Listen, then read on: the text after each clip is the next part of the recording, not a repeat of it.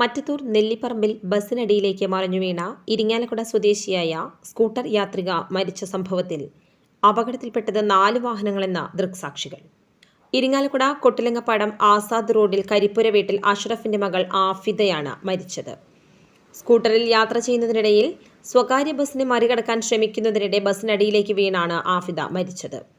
സ്കൂട്ടറിൽ ഉണ്ടായിരുന്ന ബന്ധുവായ സ്ത്രീയും കുട്ടിയും രക്ഷപ്പെട്ടത് തലനാരിഴയ്ക്കാണ്. കൊടകര വെള്ളിക്കുളങ്ങര റോഡിൽ നെല്ലിപ്പറമ്പിൽ തിങ്കളാഴ്ച വൈകിട്ട് 8 മണിയോടെയായിരുന്നു അപകടം. സംഭവത്തെക്കുറിച്ച് ദൃക്സാക്ഷികൾ പറയുന്നത് ഇങ്ങനെയാണ്. ആഫിദയാണ് സ്കൂട്ടർ ഓടിച്ചിരുന്നത്. വാഹനത്തിൽ ഒരു കുട്ടിയും ബന്ധുവായ സ്ത്രീയും ഉണ്ടായിരുന്നു. പത്തുകുളങ്ങരയിലുള്ള ബന്ധുവീട്ടിൽ പോയി മടങ്ങുകയായിരുന്നു ഇവർ. നെല്ലിപ്പറമ്പിൽ വെച്ച് ആഫിദ സ്വകാര്യ ബസ്സിനെ മറികടക്കാൻ ശ്രമിച്ചു. എതിരെ നിന്നു വന്ന ബൈക്കിൽ സ്കൂട്ടർ തട്ടി. ഈ സമയം പിറകിൽ നിന്നു വന്ന ബൈക്കും ആഫിദയുടെ സ്കൂട്ടറിൽ തട്ടി. മറിഞ്ഞു വീണ ആഫിദയുടെ ശരീരത്തിൽ ബസ് കയറിയിറങ്ങി.